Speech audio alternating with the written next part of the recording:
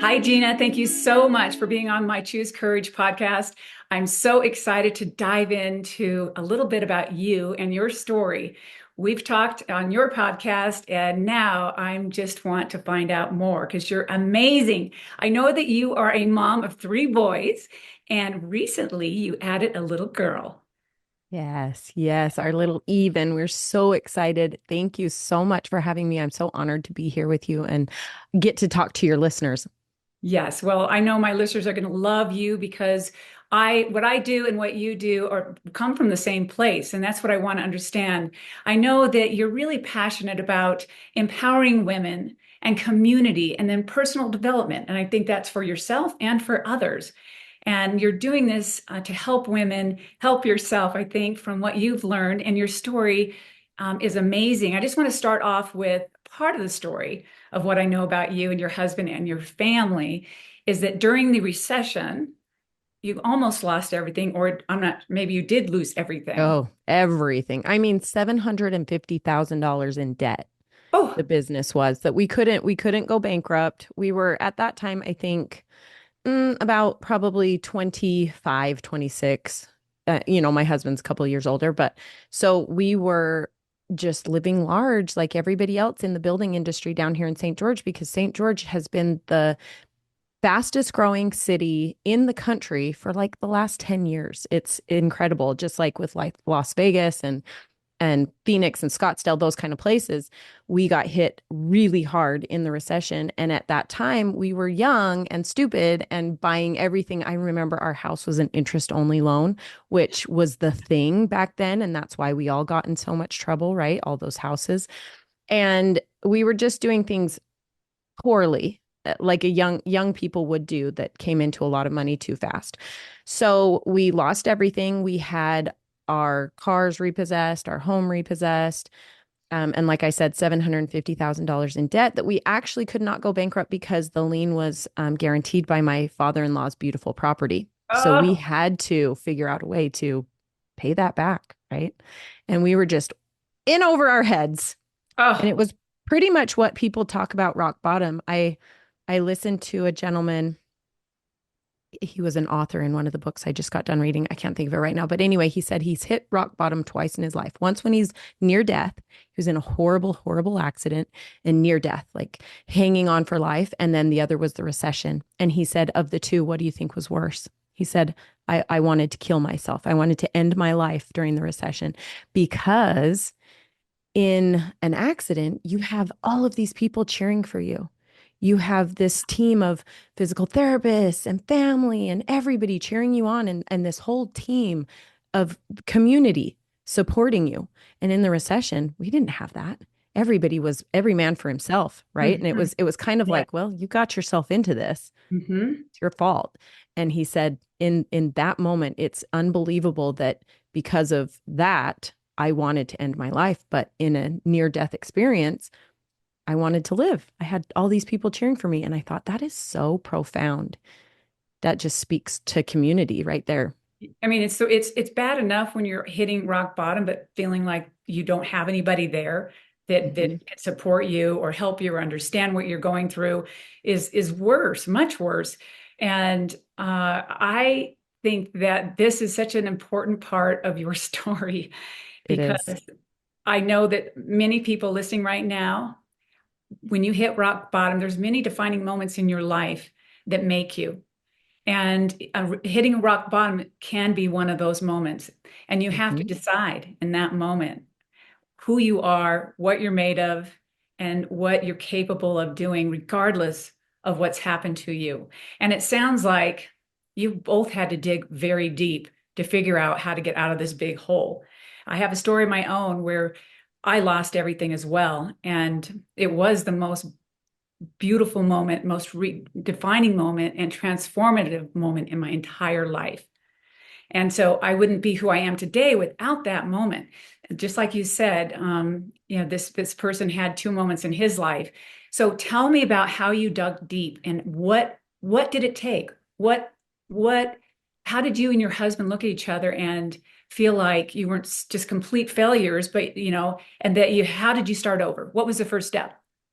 The first step, which it's interesting because how many years ago was that? 2010, 2011. I know it started in 2008, but we were able to stay in our home until about 2010, 2011. Our first son was born in 2011, and we were living in his grandparents' basement at this time. Wow. So we'd lost everything. And I watched my husband, even before we lost our house, we were losing our cars. Repossession companies were coming over and dragging our vehicles and our four-wheeler and our motorcycle and everything onto their trailers, right? My husband was actually driving his stuff to the repo center just because he's like, stop coming to my house. Here it is. And I watched him in this like depression, right? Of course, I understood that that's what he was. He didn't recognize it as that, and I've talked to him about it now, this many years later, and said that's what that was. And he's like, oh, I didn't realize. But he would hide away and hide away from the world, and and I had someone on one of my podcast episodes ask me, "Were you ever sad?" And I thought that's a very interesting question because I wasn't. I really wasn't. I look back on that, and especially that goes into what I like to talk about in my community as good, better, best. And no one's in this line of work in this when you're going through this kind of work in your journey, this growth, this development, this evolving, right? It's Mm, never saying your life is bad. It needs to be better. I mean, sometimes it can, I guess, but my life has never been bad. And that was rock bottom. And I don't remember being unhappy. I remember, honestly, it's kind of funny. I remember thinking, oh, this is so cleansing. I just had to get rid of everything. This is so cleansing, you know? And I was having my first baby and I had my husband and we were living in his grandparents' basement and they were loving us and helping us with our baby. And I don't ever I feel like it was fine. It was fine. We had each other. And mhm, I come from very humble background. So for me, it was like, well, one foot in front of the other. Here we go. We'll figure this out. But the catalyst, the moment, what you're asking, was mhm. my husband had the inspiration, I guess. I don't know. He at the time was reading a lot of Dave Ramsey, trying to figure out how are we going to get out of this mess, right? Mhm. And in one of the books, I didn't know at the time, but he's since told me about this, is it says, with money mindset, you cannot go to this other person, this partner, and expect them to change if you are blaming them. If you're like, you get your hair done, you're the problem, you're the this. And it's like, you couldn't come to me because it's technically your company that went under. But Yes, yes. I was working and I was probably because the city was in a freezing spending freeze at the time. I was probably only making like 12 or $14 an hour, like nothing as an emergency dispatcher. And that was our money. That's what we were doing. And he Oh, came to me and he said, we need to live differently. ooh, What do you want? And he said to me, what do you want out of life? This is how we've been living, keeping up with the Joneses, this lifestyle, the big house, the fancy cars, the vacations. This is how we've been living. What do you want? We can decide. We're starting over. We get to decide what we want. And coming from my family of origin, which is a mother who's raised 8 kids, who helped raise her own siblings, 6 kids in their family on a farm, very humble. She's a homemaker, she's a stay-at-home mom. So coming from that family of origin, that's kind of all I knew. I didn't really know how to dream bigger. And I did want a family and I did want a home. And that's what I said. I said, I just want a nice home and my kids. And he said, what if we traveled the world? And I was like, he's going that's for an it now. option? Yeah. I'm Yeah. like, that's a thing. We can do that. Cause to me, that was like, whoa, right? That was just blew my That's mind. And I'm way like, out yeah, there. Yeah, we're just I'll trying to I'll survive sign up right with now. Yeah. that. Yeah. Let's do that. I'm like, okay. And so it did take his dream of his ability to be able to dream bigger than I could. And so it was, and that actually was pointed out to me in another episode. This woman said, wow, how lucky for you to have a husband who cared enough to Mm, ask you. And I'm like, wow, that is lucky because I wouldn't have minded if he would have taken the reins and said, we're going to do this. This is what we're going to do, and just kind of gone with it because mm, I love him and I trust him. And that's his part that he's said in our partnership. I'm going to take this side, you take this side. And we decided that together. But instead, he did come to me and say, what do you think about this? And I was like, let's do it. And since I've figured out that some women wouldn't have liked that. Some women wouldn't have wanted to travel the world full time. That's it's, but I did. I had a very adventurous spirit and I was like, yes, let's do it. And so it took us 6 years to dig out of that hole. And by 2017, January of 2017, we were able to leave the country with one-way ticket to Paris with our 5-year-old and our 2-year-old. And we've been traveling for the better part of 8 years over 68 countries. Unbelievable story. That Yeah, is a story of the abominable spirit and will that came out of adversity, which right. that's probably one of the silver linings of all of this. Sometimes you don't know what you want or what's most important or what you're capable of or what your vision is and until you hit rock bottom and have nothing. It's like you had a clean slate, a blank canvas to work from. And you were happy. You say, I have the minimum. Right. I have this, basic things that make me happy. And your husband, I do love that he included you in the we, in the Mhm. vision of your future together. And he told you what his vision was. And you had the adventurous spirit and courage. I think it takes courage. You have two children, and then you jump into the unknown. I mean, so tell me how that was. I mean, just to Oh. jump into the unknown. You don't know, you have a one-way ticket. We have some stories. Oh my gosh, which at the time, our very first experience of leaving the country. I mean, other than Mexico, like we're in Utah, and so Mexico's kind of the trip you take, right? We Right. had done that, Easy. and we'd done some, Western states traveling and those kind of things. We've always been like wanting to do trips. So we'd always done trips together. But our very first experience out of the country, like I said, was a one-way ticket to Paris. And we landed at the wrong airport. Our rental car, because you have Charles de Gaulle and Rose something Uh, in Paris, uh, and they're about 45 minutes apart. And our rental car was at the one, and we had landed at the other. And so when we landed, Rick looks at the tickets and he's like, wait, where are we? And I'm like, that might have been my bad. so here we go in the travel So story. here we go.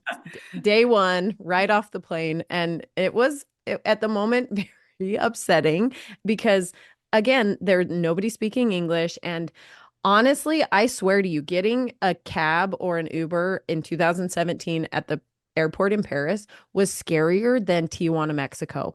They were like fighting over us. They were pulling on us. They were like, Oh, come get in my cab. It was weird. It was very like, what? This shouldn't be this kind of an international city. I mean, this is what I expect of a third world country, them pulling on you and dragging you. And like Rick was almost ready to get in fights with these people, like, leave us alone.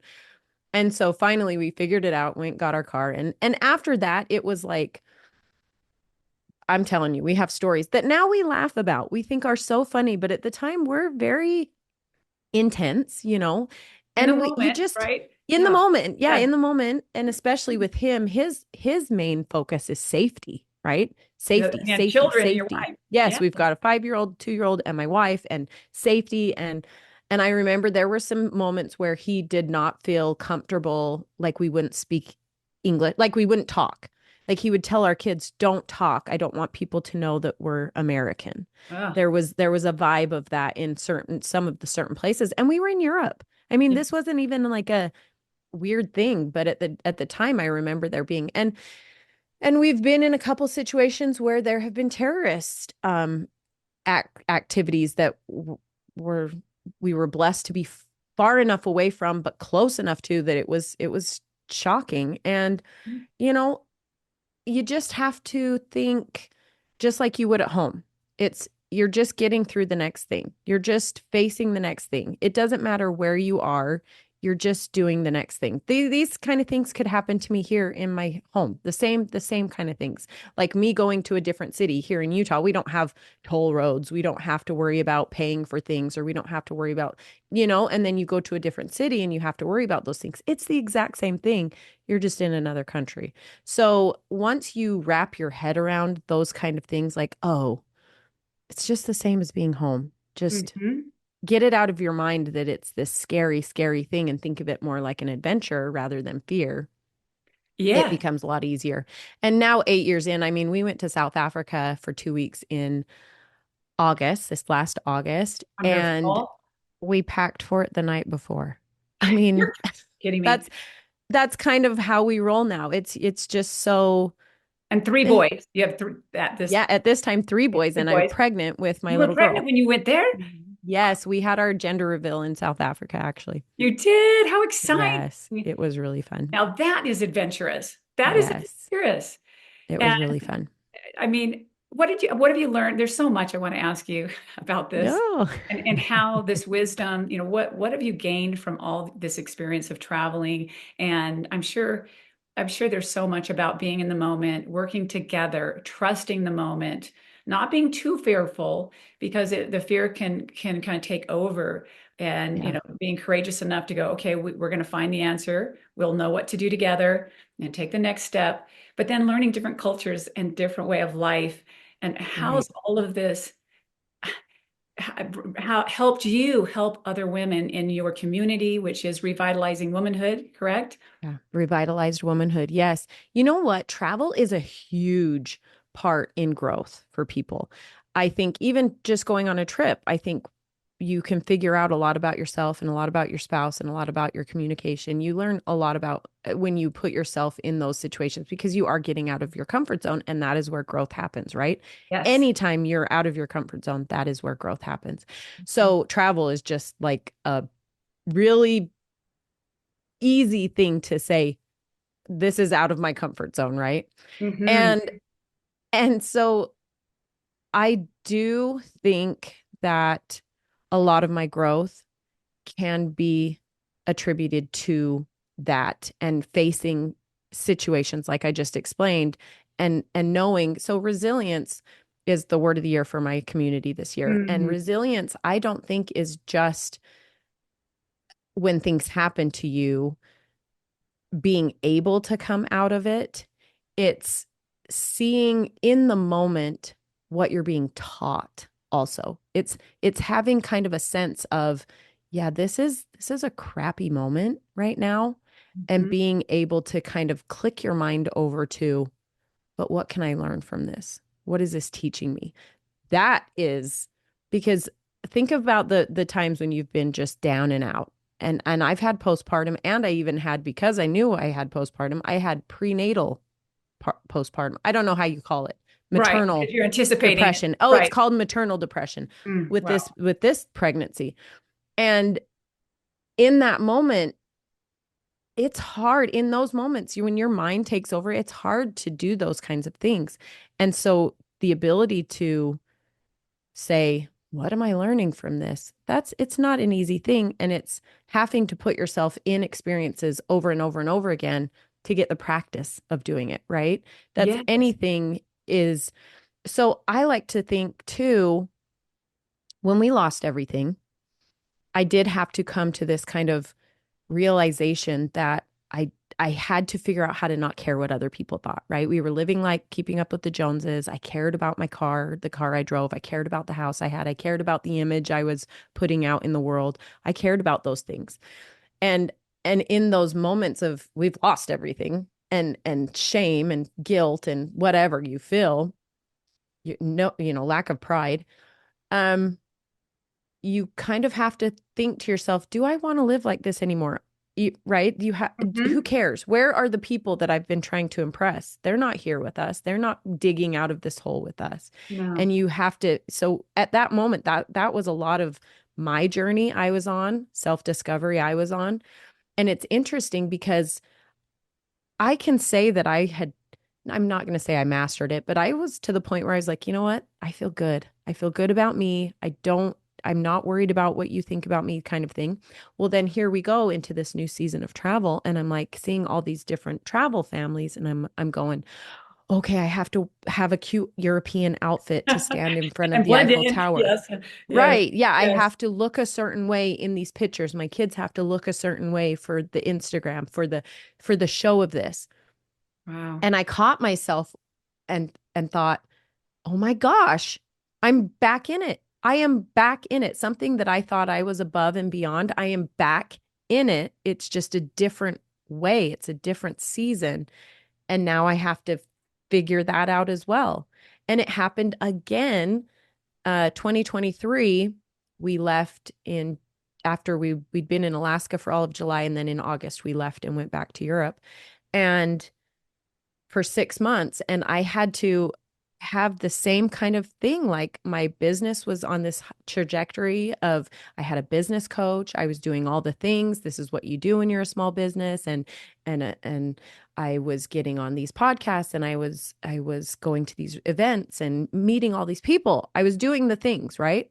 And my Mhm. husband said, "Hey, I'm kind of done being a stay-at-home dad. Let's go travel." And I'm And like, you're like, wait a minute. "Oh, Yeah, I yeah." got to He's like, unsettle here. Yeah. He's like, your time's up. Technically, we were supposed to leave in January, but I was like, no, no, no, no. I'm doing so good. Let me keep going. So he gave me until August, basically, July.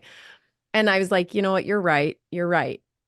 It's fine. And at that moment, I kind of embraced the word ease and was like, I have got to just let go. And anything that I have to force, I'm Mm. not about. Anything that I have to pull towards me or force, like that just feels so aggressive right now in my life. Mhm. That ease was just like, let it go. What is going to be my natural normal, and it's going to be fine. Wow. I could let go of the supposed to's, right? Yeah. I call them the supposed to's. What women feel like, I'm supposed to do this. I'm supposed to be this kind of wife. I'm supposed to be this kind of mother. It's this performative instinct we have in us, like this chameleon that we all think that we need to be these specific people. And this was me being podcast Gina and small business owner Gina and women's community grower Gina. These were the supposed to's that I was clinging on to. And I finally was like, you know what? Just Jesus take the wheel, right? And I was like, if we're out and we don't have Wi-Fi and I can't record a podcast, whatever. If Mhm. I'm like I had told you in our other episode, in one of the cities in Portugal, I was in a little cubby, like this little crawl space in the studio we were in recording a podcast. I made a little studio in there. Fine. Great. My backdrop does not matter. It's what I'm saying. But you get so caught up in these, it's supposed to look a certain way. It's supposed to be a certain way. And so, ladies, it's not a science that anybody figures out because we evolve, we change, our seasons change. You have to, it's being able to figure out in those seasons, in those changes, to reconnect with your mindset, reconnect with your resilience, find those tools in your tool belt, right? That Yes. you learned, your foundation to bring you back to those places.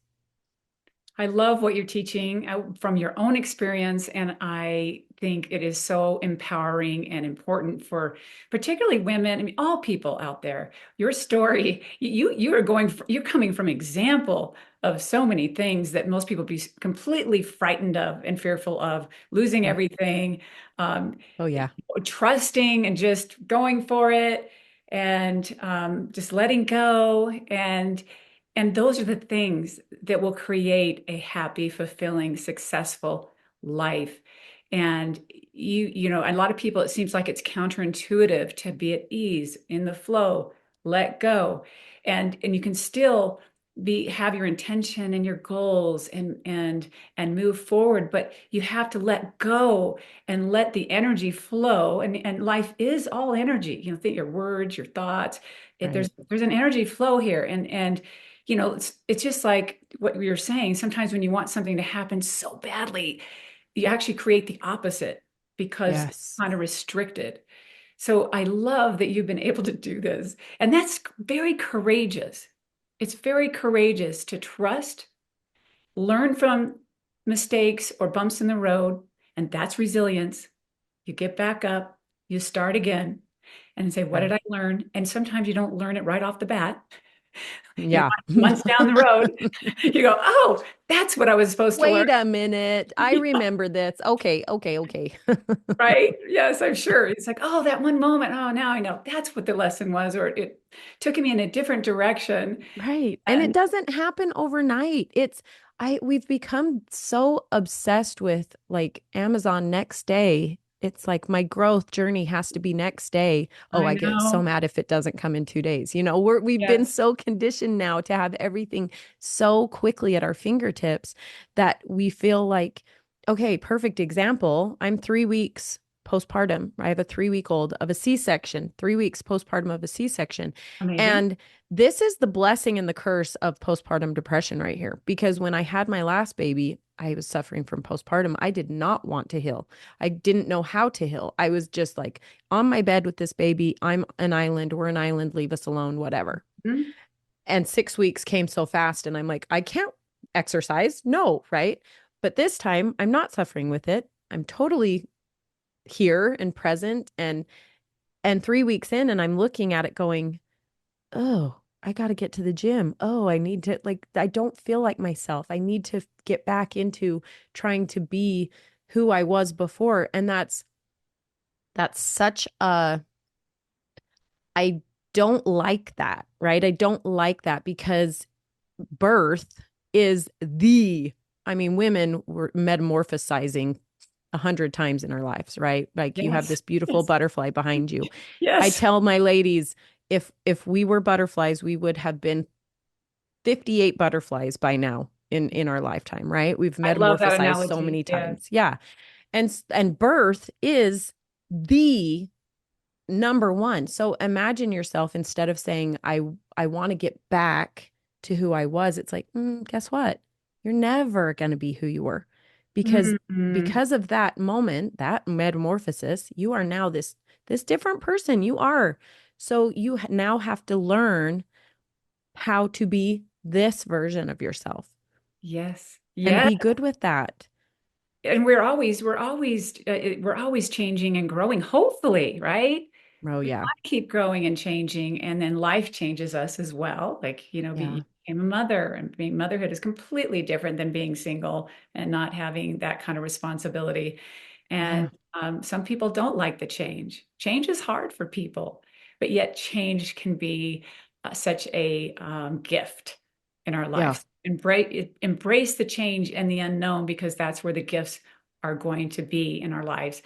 Yeah. And and I think what you're doing with women is so important, because we're so hard on ourselves. I work with a lot of Yeah. women, and we want to be perfect, like you said. We want to stay in our little comfort zone. But no, life, that's one thing we can count on every day. Life will change. Things will change, and some things are out of our control. So focus on what we can control every day. And Yeah. but before, so I just love that you're helping women revitalize themselves, which is new. I looked it up, and it means new life, and it means Yep. vitality, and I love that Yeah. definition. So every moment, every change, it can be a new life, but it can be a life of vitality, and that means really living. So Right. before I get into my questions about what type of people can join your community and what they'll get out of your community, which is Yeah. so important, I want to find out. This is my last question for you. I really want to find out your why in helping women with community, with their business, with personal development, and being their best selves. What's your why? Why is this important My, to do it? oh Yeah. my goodness. You know what? My husband asked me as well because he is a very entrepreneurial mind. He's started over 13 companies, and he's very quick. If it's not a success, it's like, okay, no, we got to cancel that one, shut that one down. It's not successful, move on to the next one. And Love so it. with me starting this business, it's such a different world for him. We're unfamiliar with. I didn't even know what a podcast was. Okay. I and so there is so much passion and why behind all of this for me that I will do it forever for free. And he looks at me like I'm crazy. And I'm like, it fills me up. It gives me so much fulfillment to see what happened was when I was struggling with postpartum was kind of this moment. I remember laying on the floor.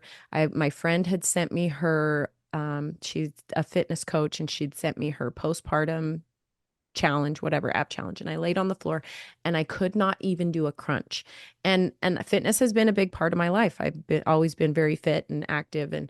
And so in that moment, I was just in tears, sobbing on the floor, sobbing. And I recorded a video saying, this is so baffling that your mind can have so much control over. You can do this. Like, I remember thinking, you can do this. This is the most simple thing. You've done this a billion times before. Just do it. And my body's going, yeah, No right. way. No, it is not happening. Right. And there was this just battle going on. And I'm like, who am I? Mm, Who am I? Who I am at the time 39 years old. What have I done with my life? I mean, yes, of course, I love my kids. Yes, of course, I love my husband. And this is what I'm talking about earlier, good, better, best.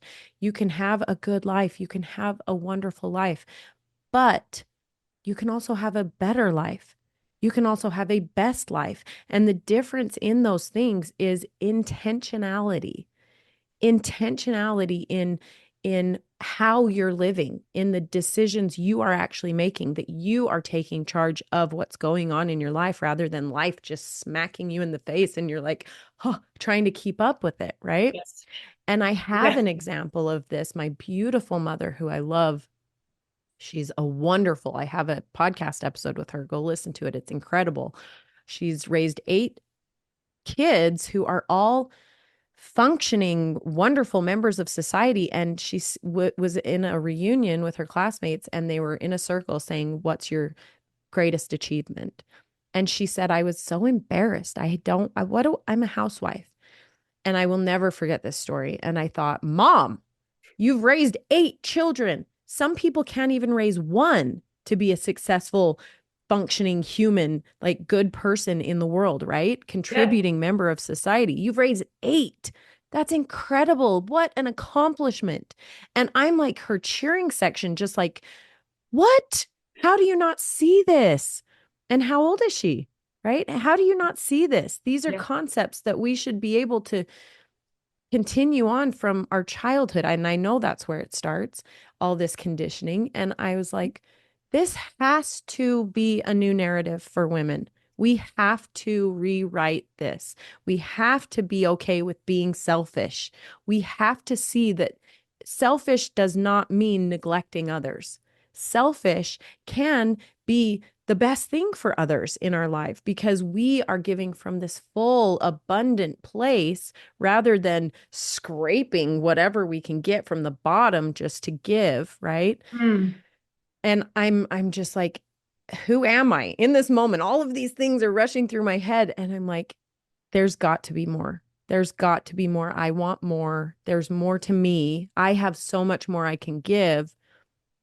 And that's when my journey began, and I started tapping into these God-given gifts that are all inside each one of us, but they're buried.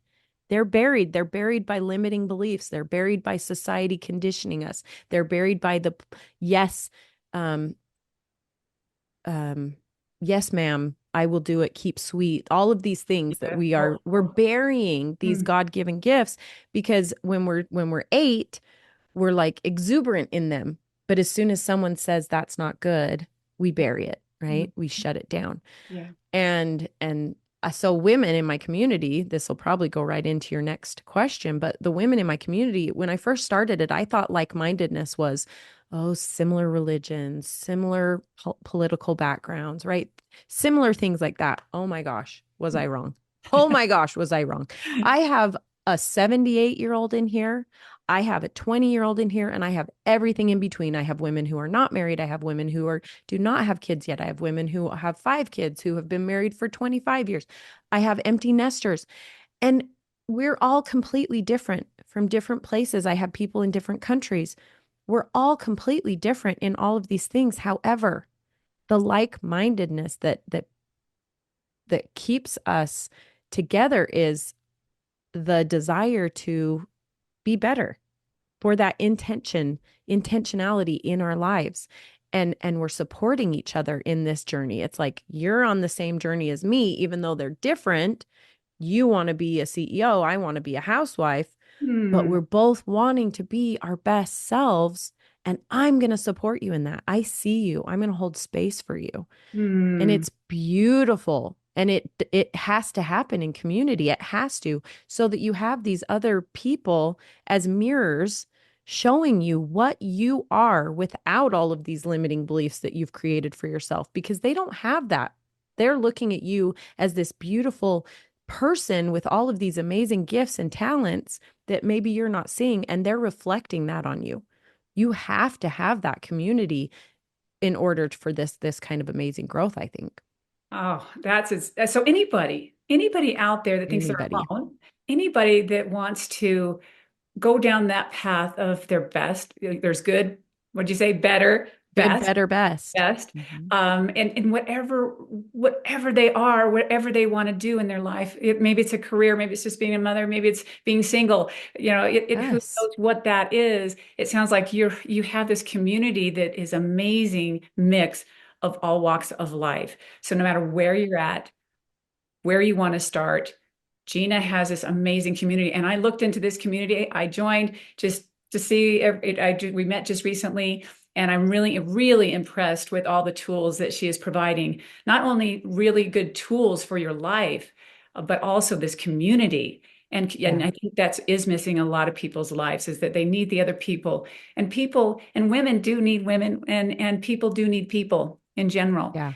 to help out. And sometimes we can't see something right in front of us that other people can see. So and do you want to add anything else to anybody else listening right now that could possibly join your community and how can they join your community? Yes, yes. One of my least favorite things that I think is such a common thing for women, especially, is to isolate.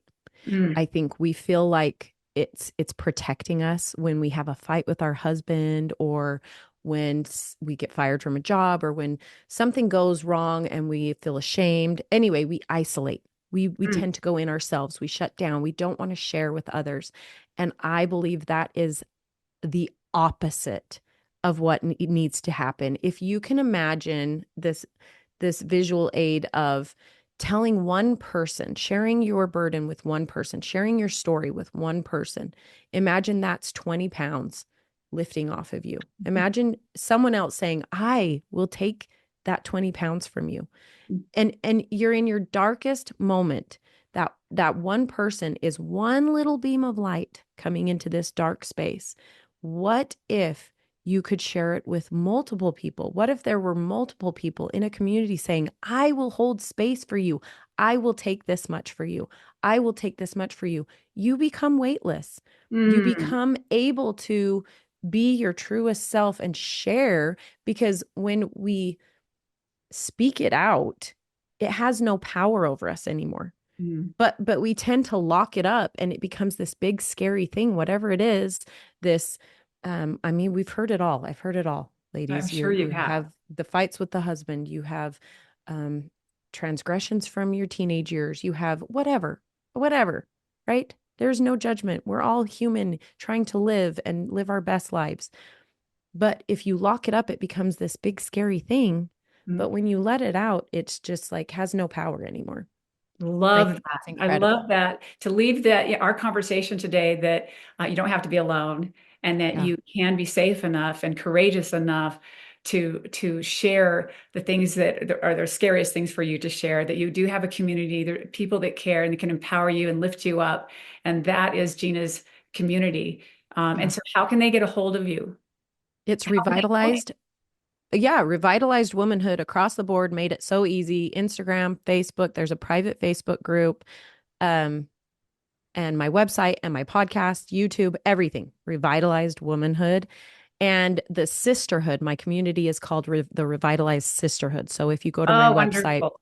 Perfect. And yep, we'll if you make go sure to that my, everyone has all of that too. yes, the links. Perfect. Okay, wonderful. And if there's just, I want you to leave the audience just with one pearl of wisdom, just one. If they were to leave today after listening to our podcast and go out there and do one thing, just one thing that will help them feel empowered, what would it be? You have the ability to do anything, to create anything. You just have to make the choice to do it. You have to identify what it is you want and then go after it. You have the ability. That's it. It's That's it. so simple. I'm Love giving it. you permission. I'm giving you permission.